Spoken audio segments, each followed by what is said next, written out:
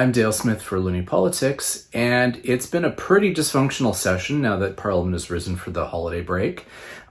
We've had a whole 2 non-money bills that have passed the entirety of Parliament since it began in late April.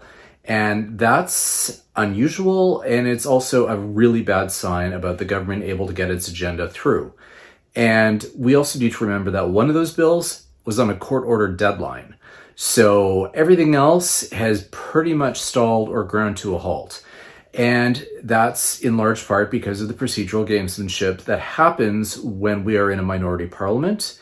And the NDP have decided to try and be magnanimous and say, we can maybe help you move things through if you give us official party status. But that's a problem. Number one, the Bloc is never going to let that happen because they are still bitter to this day about when they fell below the official party status line in 2011, and the NDP refused to let the Bloc have it at that point. And they will never, ever forgive them for that, and fair enough. But the second part is that the math still doesn't hold.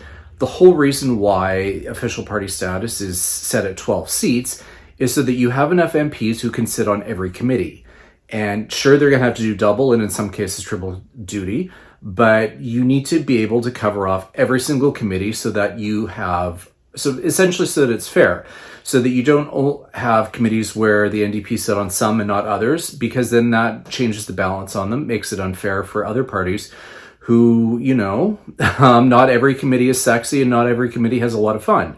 And if the NDP decide they only want to get on the fun or the sexy or the committees that get a lot of attention, well, then what does that leave everyone else on the committees that don't? So that proposal is pretty much going to be dead in the water, but it may not matter. Now that Michael Maugh's crossed the floor of the Liberals, they are 1 seat short from being a functional majority, and we're already hearing grumblings that there could be another MP or two who could cross the floor. They're even telling the National Post this because they're unhappy with the way Poilievre is running things. So what that means is that if this happens over the holidays and the Liberals pick up another 1 or 2 MPs, that changes things dramatically. That means the committees have to be rebalanced so that so the Bloc and the Conservatives can no longer team up to stymie all of the action that's been happening there, which has been happening on most committees, as well as it means the government will finally be able to use certain tools like time allocation to start moving things through at a rapider pace, because currently they aren't able to use those tools because they don't have enough dance partners in the House who are willing to let them. And time allocation, yes, can be a blunt hammer, but at the same time, we also do not need to be debating bills for 10 days at second reading, which is ridiculous. So we'll see what happens over the holidays, but when we come back, it could be a very different House of Commons.